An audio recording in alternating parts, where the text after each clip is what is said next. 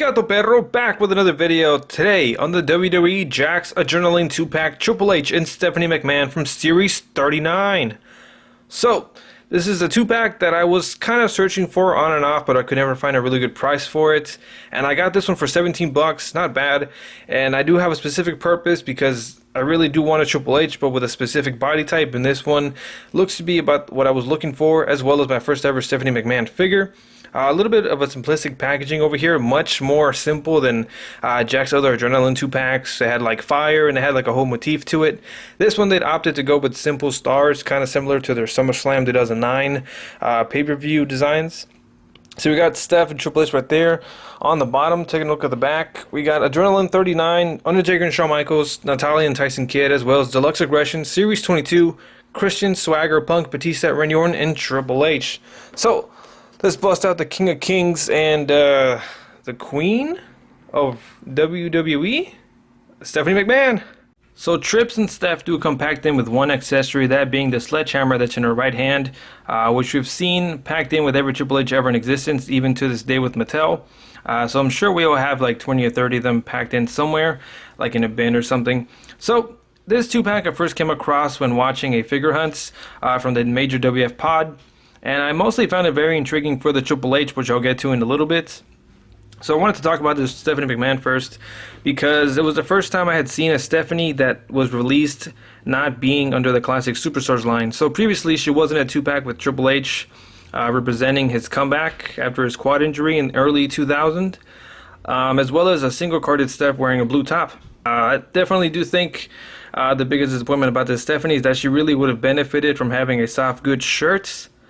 For some reason, typical JAKKS decided it would be a good idea to just paint over a bikini top as if it was a shirt. So they painted her shoulders black, and the collar is kind of just painted on and everything, but it just looks a little weird, especially from the back. You can kind of hide the straps using her long hair, but the saving grace of this figure being her head scan, which I think has a really good likeness to her. Other little details include her silver bracelet on her right hand, and then the rest of her details are in her makeshift jeans. So they do have very subtle dry brushing on them. You can obviously see some wrinkles. Some back pockets are painted, and then we just have some long black boots with heels on the bottom. So I did buy this set mostly for the Triple H, mostly because it intrigued me so much that he is utilizing the much more jacked body mold with a lot more visible abs. So Triple H obviously is known for being jacked and big, but for some reason he's always been given the much burlier, bulkier body mold that belongs to Brock Lesnar. Which for a long time, it's fine, because there were times in his career, particularly beginning, I think, late 2003 till about 2007, before his second quad tear, Triple H wasn't in the best of shapes. He was obviously pretty big and muscular, but he didn't quite have the leanness that he used to, like back in 99 and 2000. Sorry, from 99 to about 2003. So I really wanted a Triple H that could represent him in his best physique possible. And in this time period that this Triple H was released from, like 2008, 2010, he came back with a much better, leaner, bulkier physique. So I really wanted a figure that would capture that and that would look different from the other Triple H's.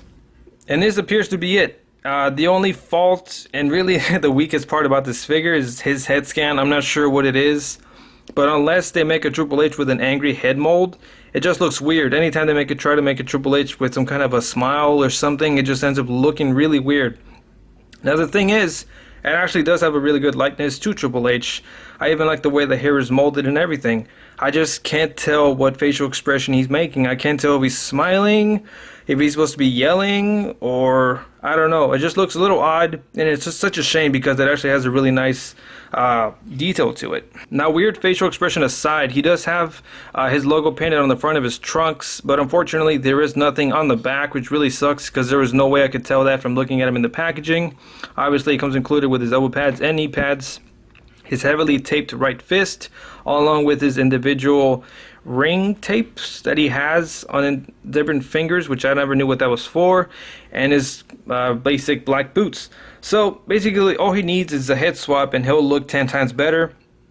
And truth be told, this is my second go around with reviewing this figure, because the first time I was actually thinking about just swapping it out with this Triple H head scan. So this Triple H does look a lot more like what I envisioned Triple H like, because a screaming Triple H head scan could represent a lot of things, because he could do that facial expression when he's doing his trademark pose, when he's yelling, when he's in the middle of a submission, a whole lot of things. Now, the only thing that I did not count on was the fact that this deluxe aggression Triple H has a lot more of a tan body mold, so I had to go on eBay and search for a much more lighter skin Triple H instead of the turkey tan, and that's when I came across the Backlash Series 10 Triple H. They utilize the regular Ruthless Aggression style and even deluxe figures, sometimes head molds, but they have the Titantron Live body molds. So they're a lot cheaper, at least they used to be back then.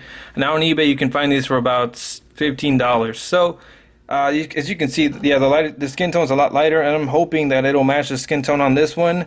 And that also that the head won't look too awkward on this body. I'm gonna go boil up some water, stick their heads in there, and I'm gonna pop them and swap them out. So I'll be right back in 2 seconds. Alright, so here we have the final results, and surprisingly it fit on really well. I really thought that the head was gonna be too high up on the neck or something, but it actually looks really good, and the skin tone is matching just fine. And as you can see, it just makes a lot more sense for his trademark pose, which is how I'm going to have him in my bookshelf displayed. So yeah, this head scan is just heaps better than the other one, solely purely because of the facial expression, which goes a long way.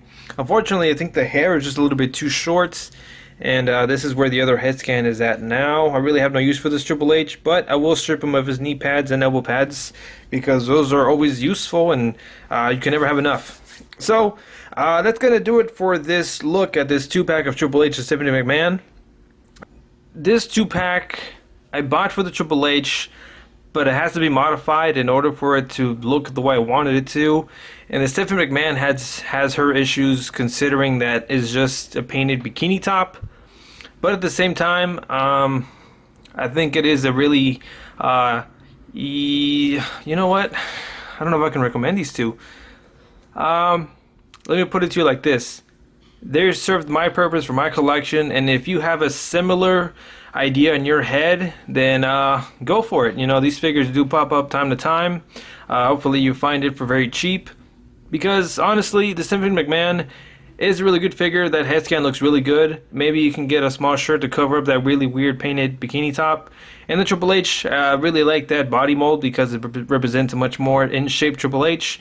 But that head scan sucks, and desperately needed a new one. So that's it for this video. Sorry for not really being able to gather my thoughts in that last part, because I can't always just straightforward say recommend it, don't recommend it. It's very particular, especially with these much older JAKKS figures. So anyway, thank you for watching. I'll be back with another JAKKS figure review of Jeff Hardy and The Undertaker. Thank you for watching. Gato, Perro!